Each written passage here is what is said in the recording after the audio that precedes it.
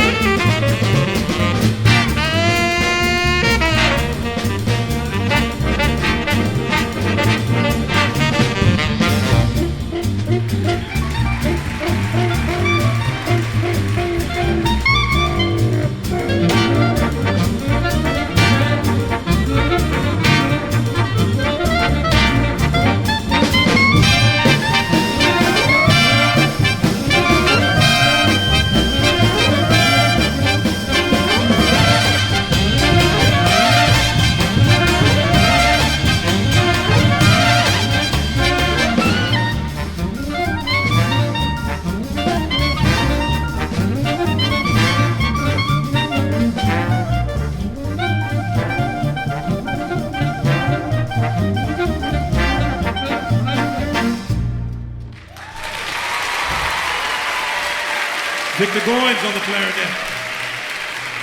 Sherman Irby, the alto saxophone. Dan Nimmer on the piano. Kenny Rampton on the trumpet. Walter Blanding on the tenor saxophone. Welcome to Jazz for Young People. Who is Count Basie? I'm Wynton Marsalis, okay? I'm Wynton Marsalis, and we are the Jazz at Lincoln Center Orchestra. Express yourself. That piece we just heard was entitled Jumping at the Woodside. It's a classic example of the Count Basie Orchestra. William Count Basie was born in Red Bank, New Jersey in 1904. And from an early age, he was very personable and a lovable kid. But he was also a master at doing what we call getting by. He knew how to get what he wanted by saying charming things and being extremely nice. Basie was a smooth talker. And in his early teens, he used his powers of persuasion to talk himself into a job at the local movie house. That was back when people really understood young people wanted to have jobs. This place was called the Palace Theater. Now, after a short time there, Count Basie ended up being Mr. Everything in the theater. He swept up the aisles, he polished the brass railings, he welcomed patrons, and on special occasions, he had the opportunity to help the projectionists run the film. We got to remember that back in those days, movies didn't have any sound. It was no talking, no music, just the picture. The musical soundtrack was provided by a house pianist, organist. Sometimes if you had enough money or the house was big enough, you'd have a whole band or orchestra. A good theater pianist had to create musical moods that matched the emotions and actions on the screen. This meant that they really had to understand the effect of different types of music on the emotions of an audience. And they had to know how certain tones and rhythms and tempos created different atmospheres. Now, we don't have a film here today, but we do have an expert on creating moods. His name is Dan Nimmer, and he's from Milwaukee. He's going to create some atmosphere for us. So let's see what we can ask him to do. What would you like him, what mood would you like him to create? What do you want? Frankenstein, that's not a mood. Okay, what about Frankenstein?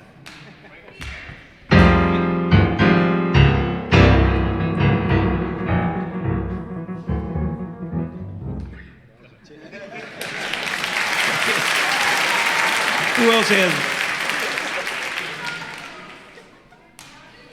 Which one?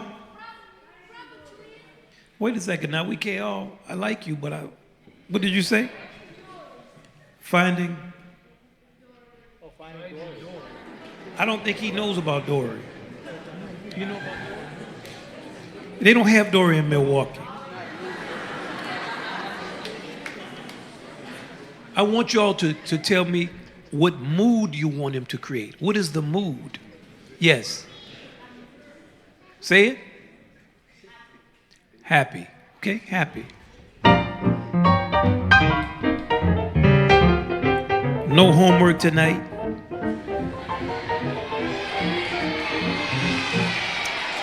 But not for you all, only for us. Who else has a good mood?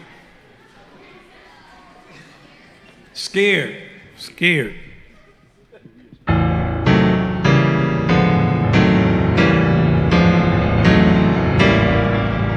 My cell phone is broken.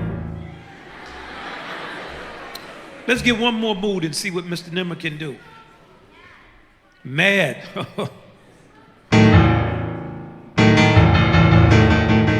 I told you to eat these vegetables. And you better be quiet when doing it. So you see the type of job that a pianist used to have to do in the theaters in those days. Now, Basie came to work every day, and he began to understand the effective ways to use music in this accompanying role. One afternoon, the house pianist failed to show up. You know what happened?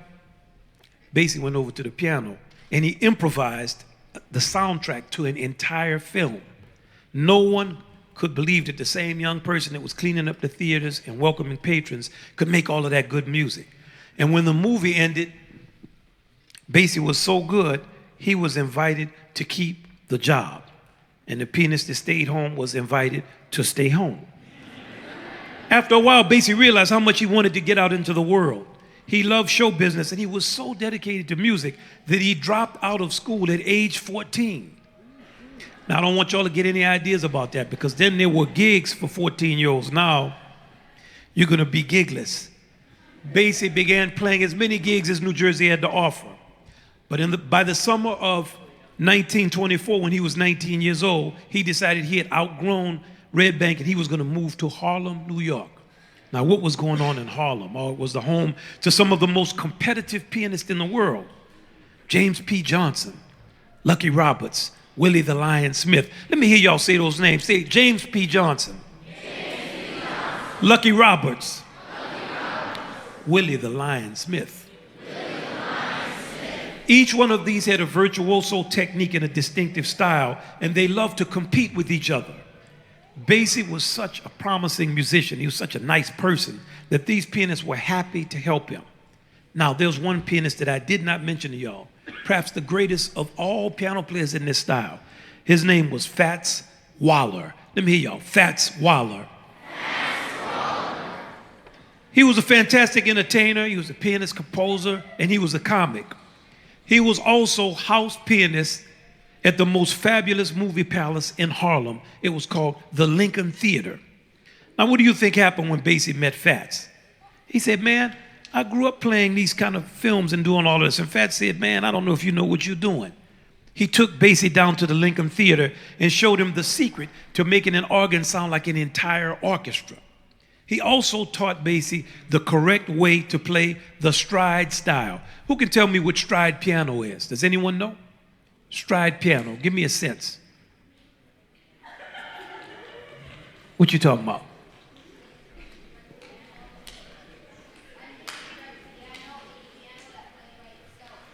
Do you know what? That's an intelligent guess, though. He said, you think a stride piano is a piano that plays by itself. That's actually called a player piano. That's the one that uses the piano roll. This is a style of piano playing called stride. What does it mean if a piano player plays in the style called stride? Yes.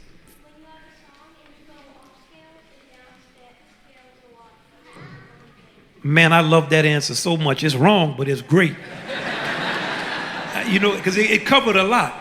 Because it covered all you can actually do. Is when you have a song and you go upscale and downscale, that's it. You can't do anything else. But who can give me a sense of the style? I love the answer. Yes. Say it again. Bass note and a chord in the left hand. You covered it. You keep a steady thing. That's right. That's right. Well, there's actually two parts to it. Okay, you have the bass note and you have the chord. Listen.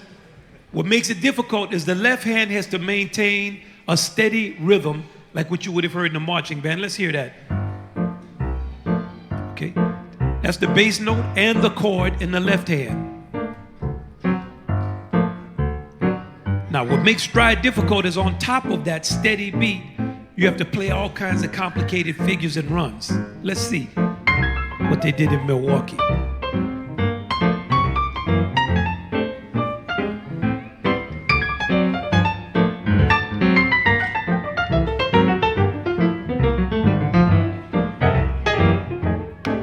Ooh. Now, this is the way they were playing in Harlem. But they could also play very quickly in that style, too.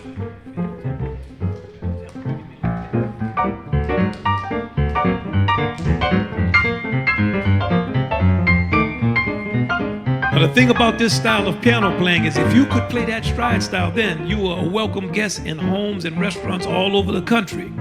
And that was good because Basie was born to travel. As soon as he could, he left Harlem, joined a traveling roadshow, and took off to see the United States. At that point, his concept of this country came mainly from movies.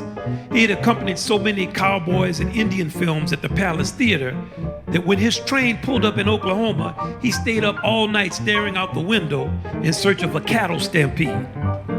Instead, he found the bassist Walter Page and his Blue Devils. Let me hear y'all. Walter Page and the Blue Devils. Fats Waller. Y'all losing enthusiasm on me. We're going to have to give you some homework from this class. He found who? Walter Page and his Blue Devils. Now, they were known across the Midwest territory for stampeding the blues away. The minute Basie heard that powerful rhythm section and the sheer joy on the bandstand, he knew he had found his calling. Now, before we play this song, I want to know who can tell me what a rhythm section is. There's some instruments up here on this bandstand. What instruments are in our rhythm section? Yes. Guitar, that's one. Where's another one? The saxophone, oh no. Huh? The what? Drums, that's number two. Guitar and drums, what else? Tell me. You. Who? Saxophone is not in the rhythm section. No. Who else? What you got? Tell me. Just shout it out. Yeah. The trombone is not in the rhythm section. The trombone is the lowest part of the brass section. No, don't show them. The what? What is that? The what? The bass. You see him holding it up. What else? We got the guitar, the drums, the bass. What else? The who? The piano, that's right. The piano. The Blue Devils had a great feeling and they had a fantastic rhythm section. Let's see what they were talking about. And they were like a family.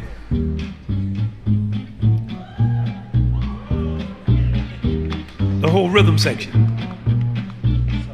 Now when we add the piano to it, it's going to be the rhythm section. There you go. Oh. Now those Blue Devils traveled together, they ate together, they rehearsed a lot together, and they fought. But ultimately, they loved each other, and they loved to play together. And when they got on the bandstand, their music was so joyous that even the saddest song lifted people to a higher place. Now Basie was just 23 years old when he heard the Blue Devils for the first time. Instantly he knew, man, this is where I belong. The feeling was so deep that for the rest of his life, he was fond of saying, once a Blue Devil, always a Blue Devil. Let me hear y'all repeat that. Once a Blue Devil. Let's start again. That's really soft. I'm getting y'all out of school. Let me hear something. There you go. I love that. Now we're going to check out a tune whose title was inspired by a true family. It's called Squabbling, and it demonstrates how the Blue Devils played. Let's check it out. One, two, three.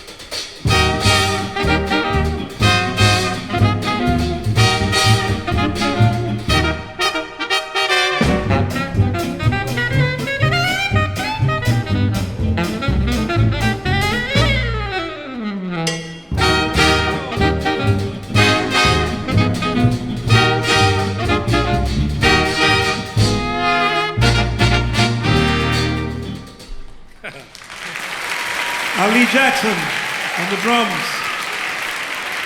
Ted Nash, the alto saxophone. Anthony Hervey on the trumpet. Dan Nimmer on the piano. Victor Goins on the clarinet. Paul Netzella on the baritone saxophone. Now the Blue Devils stomped the blues away all through the Midwestern territories. But of all the cities in the Midwest, Kansas City was the jewel. You had to make it in Kansas City. In Kansas City, thanks to Mayor Pendergast, the dance halls, nightclubs, and after-hours spots stayed open to the wee hours of the morning, where impromptu jam sessions turned into all-out battles, what we call cutting contests. Now let me ask y'all, who could tell me what is a jam session? That may be the beginning of one. What is it? Tell me. I can't hear you.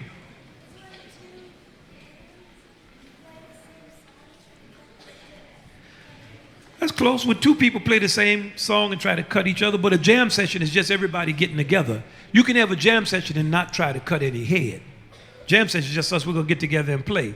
Now, a cutting contest takes place when somebody doesn't like somebody else, or somebody says something they're not supposed to say. Say, man, I heard you say it such and such and such. You say, well, I didn't say that. I heard you. Well, I can play this. Well, let's see. And once you get to that, let's see, now that's a cutting contest. We happen to have two gentlemen up here who are going to demonstrate a battle of the generations up here on these trumpets. The younger one was disrespecting the older one. And now they're going to solve it right here on this bandstand. Mr. Greg Gisbert and Mr. Anthony Hervey are going to demonstrate a cutting contest for us.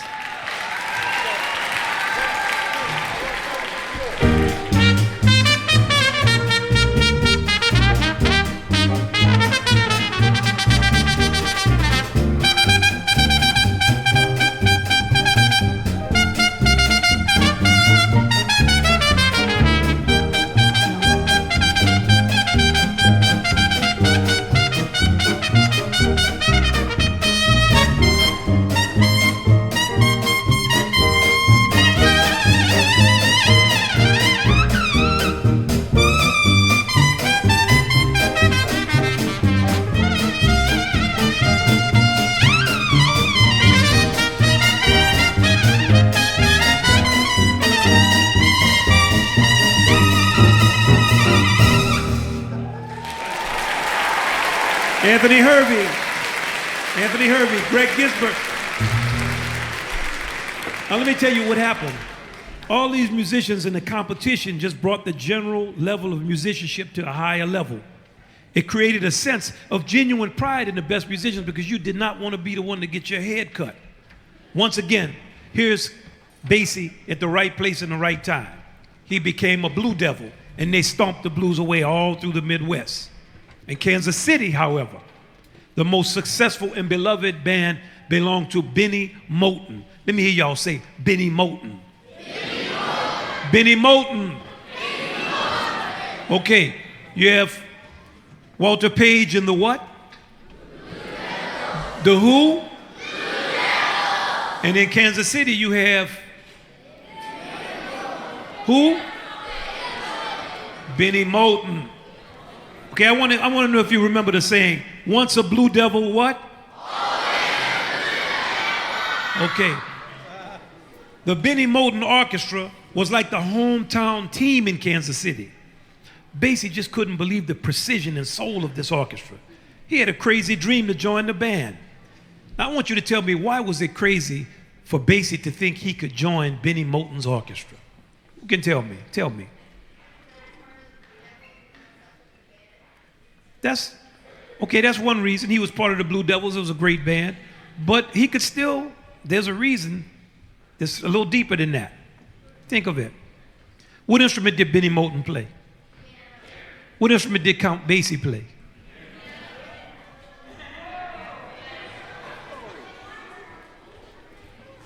They what? They didn't want to compete. He's trying to get into Moten's orchestra. They both play the same instrument, of which there's only one. You could have two trumpet players. You could have two saxophone players. You put that in a case and walk away with it. You don't want to have two drummers. Nobody's going to set up all of those drums twice. You definitely don't want two piano players. How are you going to move that around? So it was ridiculous for one piano player to think, I'm going to join the band who's led by another piano player. That's ridiculous. No band ever heard of that. But this tells you something about Basie. Basie was such a beautiful person, and he believed so much in the music that he befriended Moulton's arranger, the trombonist and guitarist Eddie Durham. Eddie Durham was a genius. And Durham said, wow, I really like this guy from New Jersey. I like this Basie fella. And Mr. Durham, alone in the world, knew how to use melodies, harmonies, and rhythms of Southwestern music. He grew up with that in Texas. He knew how to use it to make any kind of song sound like Kansas City swing. And the arrangements of Eddie Durham were the identity of Moulton's orchestra. So even though it was Moulton's orchestra, all the music was coming from Eddie Durham. So in 1929, Eddie Durham got Basie hired as an assistant arranger for the Moulton Orchestra. So Basie is traveling around with Moulton's orchestra. Moulton is playing the piano. But Moulton comes to the front of the bandstand sometimes. He's dancing around and singing and doing all the different things that band leaders would do, looking good, got his shoes right. The cats in the band start to notice, man, we sound a lot better when Basie is playing the piano. You know, soon Durham is telling Benny Moulton, Benny, you look so good in front of the band. Man, the suits that you have on, I think the people like the band better when you're in the front. What do you think happened? Benny Moulton agreed to let Basie play and stand in front of the band. Everybody was happy with that change. Then the stock market, bless you, the stock market crashed. Who knows what would happen? What is it? What is the era after the stock market crash in the the what? The what? I can't hear you. The Great Depression, that's right. Vincent said they didn't say it like that then. The Great Depression happened. The whole country was broke and struggling. And what do you think Benny Moulton did? He didn't need two piano players. He tried to fire Basie. But Basie had Eddie Durham on his side. And Moulton knew, hey, I have to keep Eddie Durham happy because his arrangements set audiences on fire. This is an example you're about to hear of Eddie Durham's art. It's going to show you how he could turn a classic Broadway show tune like The Blue Room into syncopated Kansas City swing. Check this out very carefully. This is one of the greatest arrangements in the history of jazz. And it's an example of what young Basie was listening to every night with the Benny Moulton Orchestra.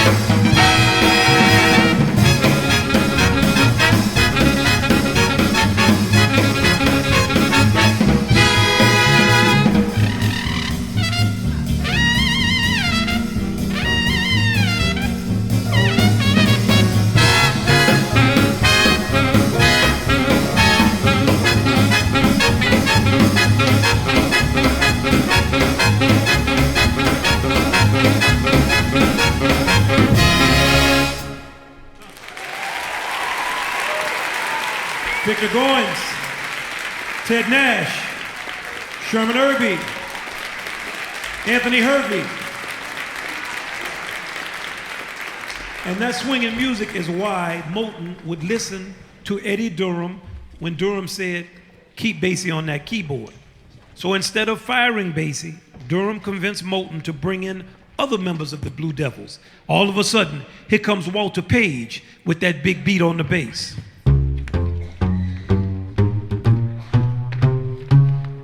Here comes Hot Lips Page playing all kinds of trumpet.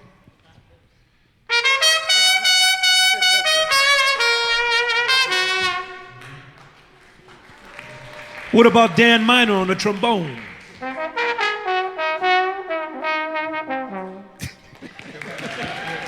And Jimmy Rushing, the singer, his nickname was Mr. 5x5 because he was as wide as he was tall. Oh, that's your red wagon. Oh, that's your red wagon. Now let me tell you about Jimmy Rushing. With the Moulton Orchestra, Rushing sang the blues with unmatched clarity. These are musicians who all played written arrangements with the spontaneity and exuberance of improvised music. Who can tell me what spontaneity means? What does that mean, spontaneity? It's definitely kind of like that. Very energized, very free. You're getting to it. You're close. Spontaneous. Made up. It's close to made up. It's not, you know. Doing something without planning it. Spur of the moment. Spontaneous. Man, I'm just going to spontaneously tell you to shut up. I'm just going to spontaneously make you eat all the spinach here. I'm just going to spontaneously turn your phone off. I'm just going to spontaneously walk off the stage. Spontaneous, spur of the moment. Boom, we just do this. I make up something. We're just going to spontaneously start to swing. I'm just going to spontaneously look over at Paul Netzella and say, what you looking at, man? As long as you don't do that to the trombone section, you're all right. Okay, spontaneous. And this is not easy to do this with music. It's like when you're reading, like I'm looking at this script. It's hard for me to read these words and make them seem as if I'm just making them up because I'm not. I'm reading them. When you play music, you're reading, you're looking at it, and you have to make it sound like, hey, we're making this up.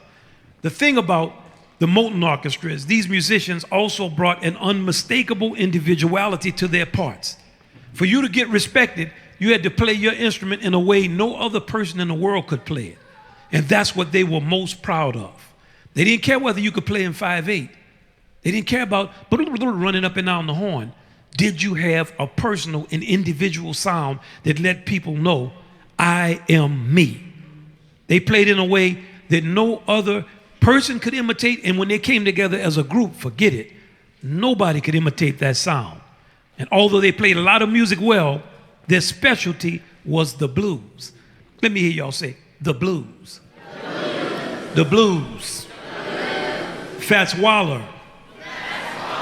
Benny Moulton. Once a Blue Devil.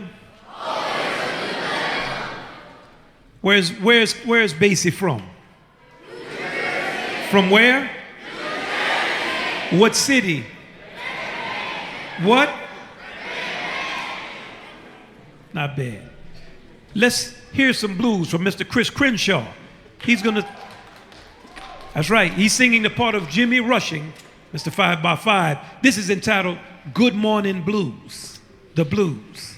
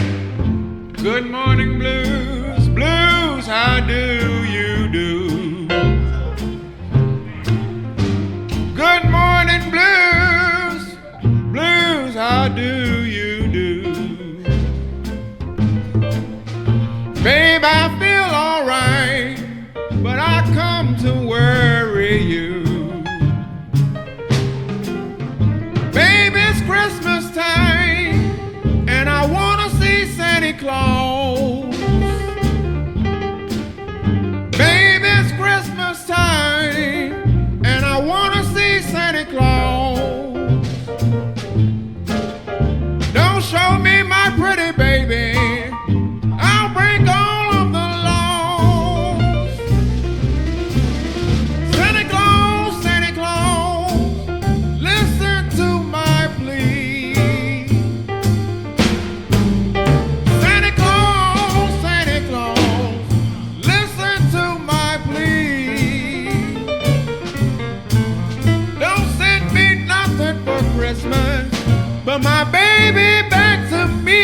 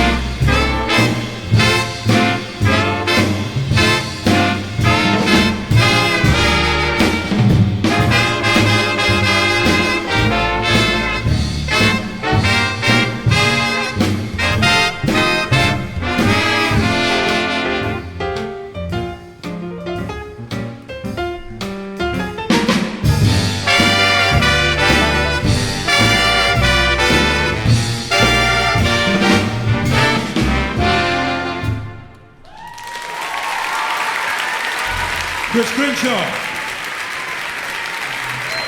Kenny Rampton, Dan Nimmer. Now, in 1935, Benny Moulton died suddenly, and Basie formed his own band. It was a 9-piece group that broadcasted across the country from a local spot called the Reno Club. That was the beginning of the fame of Count Basie. Now, if you'll remember, we said Count Basie loved the rhythm section. You remember the instruments in the rhythm section? Well, okay, Basie built the rhythm section of his band first. He started with Walter Page on the bass, Joe Jones was on the drums, Freddie Green on the guitar, and Basie himself on the piano. They became known as the All-American Rhythm Section. Let me hear y'all. All-American Rhythm Section. They were masters of the blues and of tempo and of clarity. Now, the rhythm section consists of these 4 people covering every beat of a 4-beat measure. Let's count a measure out. 1, 2, 3, 4. 2, 2, 3, 4. 3, 2, 3, 4. 4, 2, 3, 4. 5, 2, 3, 4, 6. Now, for 4 people to play perfectly in time like this is very difficult. But there's a way that we would do it, and there's a way that Count Basie did it. Let's start off by learning the typical way musicians played in that time. First, they played in what we call a 2-beat groove. The bass is playing on 1 and 3. 1, 2, 3, 4. 1, 2, 3, 4. 1, 2, 3, 4. 1. What fast? Hold on, so we're gonna do it faster. 2, 1, 2, 3, 4. 1, 2, 3, 4. 1, 2, 3, 4. 1, 2, 3, 4. 1. Okay, that's the bass. Now the drums would play the bass drum on 1 and 3. 1, 2, 3, 4, 1, 2, 3, 4, 1. And then loosely the snare drum on 2 and 4. 1, 2, 3, 4, 1, 2, 3, 4, 1, 2.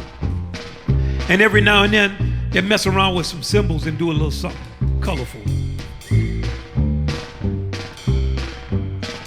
What about the guitar? The guitar will play on all 4 beats.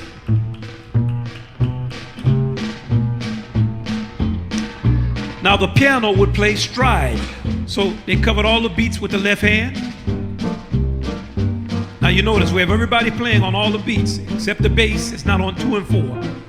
And then the piano will start to fill in. Okay? This is the way that almost every rhythm section played at that time. And this is not what Basie was looking for.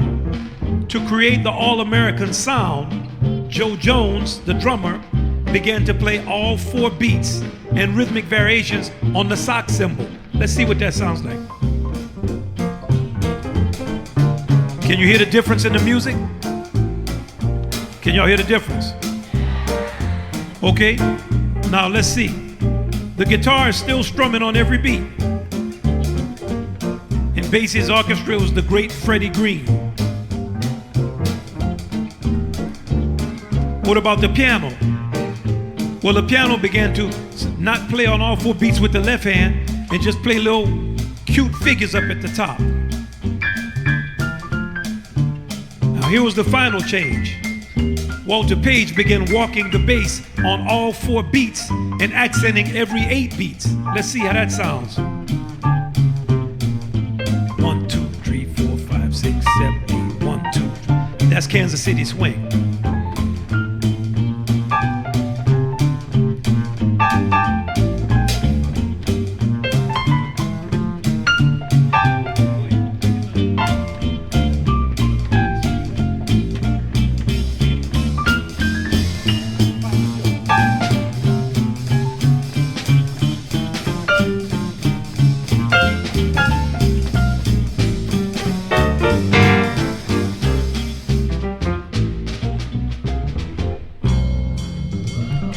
Rhythm section.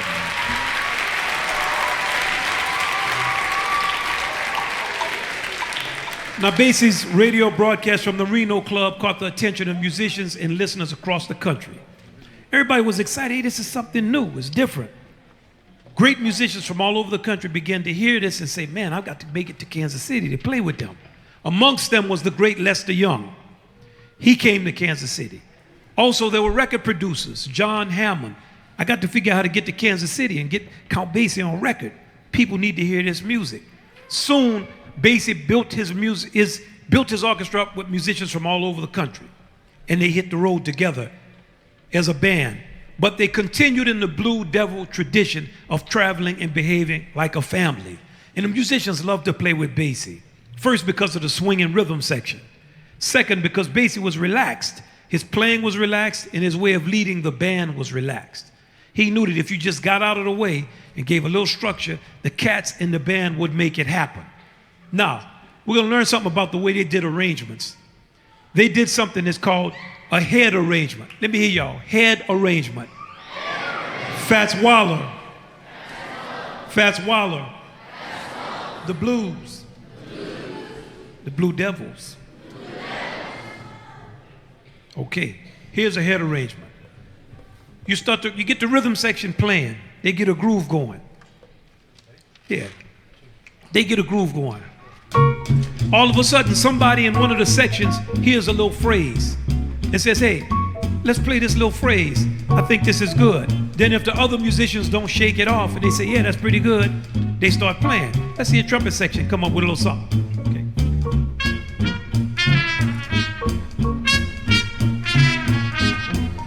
Okay, then they start to harmonize it.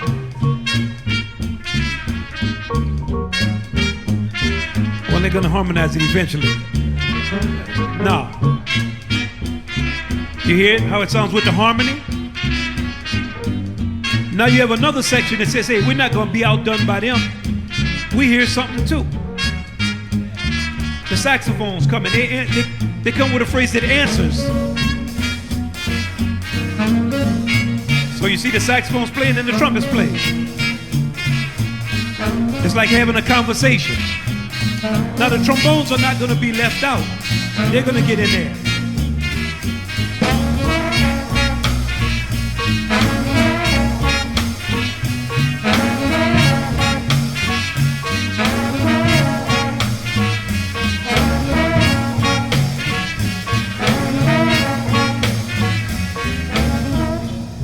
See, they don't even want to stop.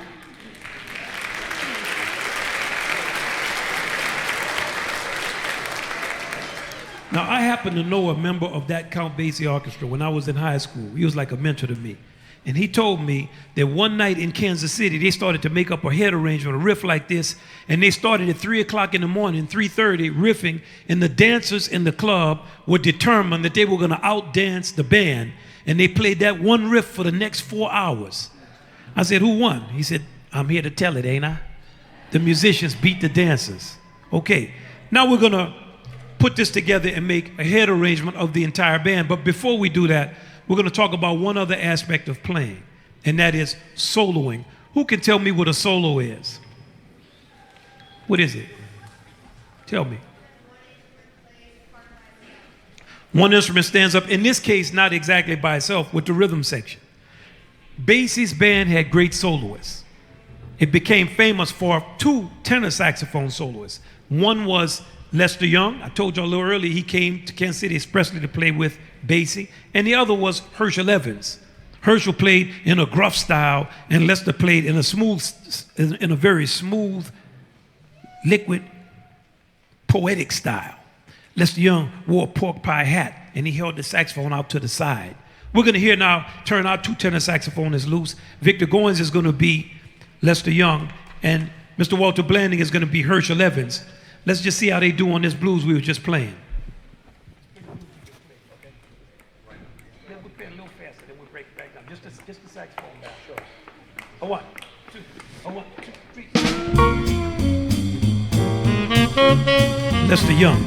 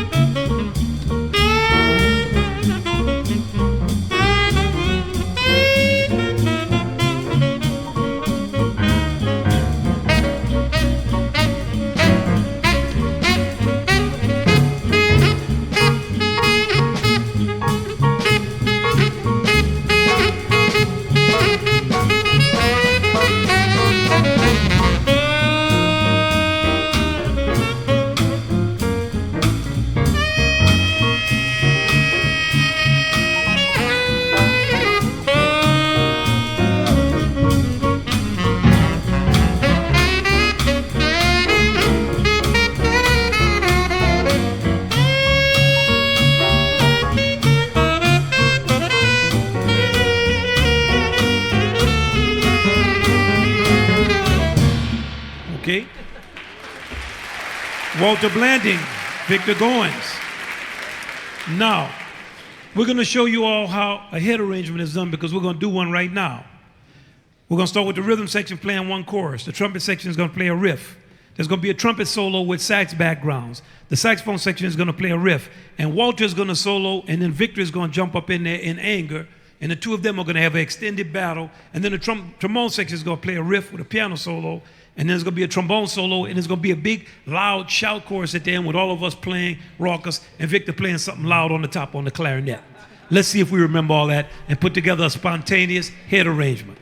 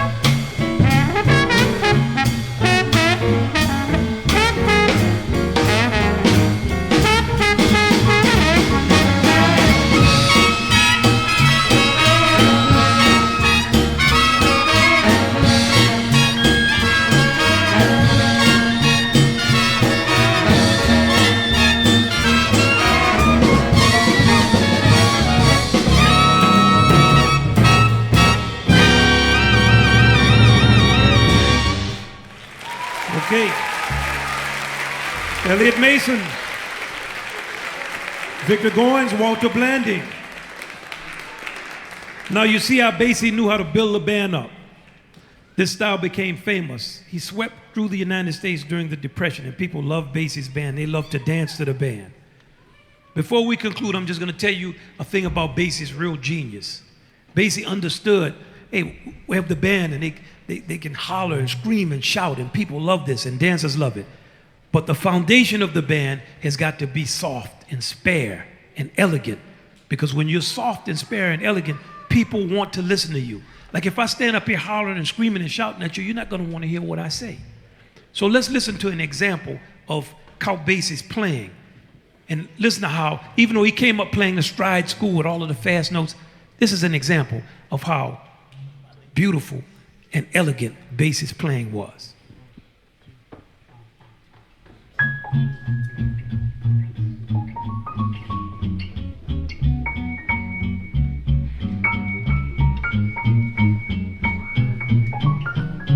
That just makes you happy.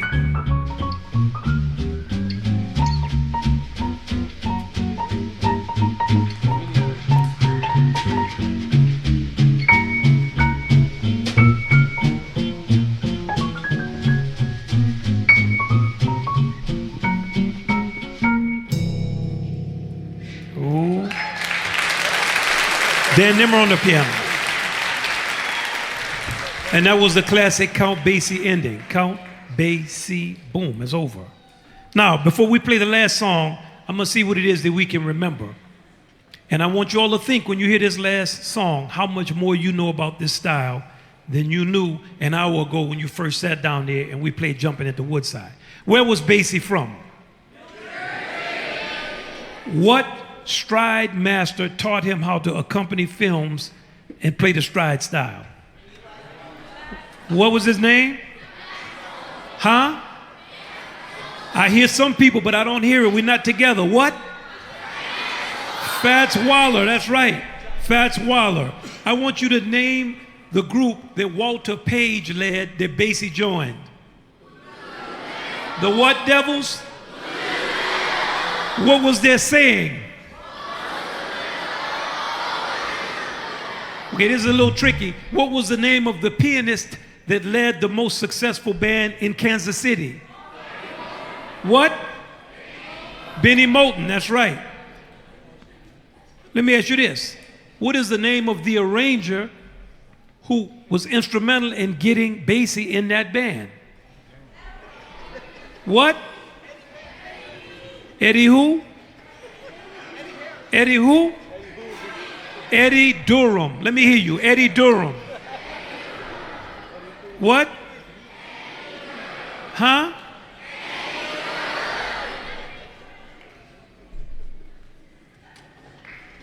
In the Kansas City swing, does the bass play on 1 and 3 or does the bass play on all 4 beats? What? Does the drum play on 2 and 4 or on all 4 beats? Ooh, I like that. I like what y'all are doing. What is a head arrangement? That's a good answer. This is the music of Count Basie. We're gonna play 1 o'clock jump. I want you to listen for riffs. I want you to listen for the head arrangement. I want you to listen to solos. I want you to listen for a shout chorus. I want you to hear the sound, elegant sound of the piano and the band coming up and down. Check it all out. Thank you so much for being so attentive and great. 1 o'clock jump, Count Basie.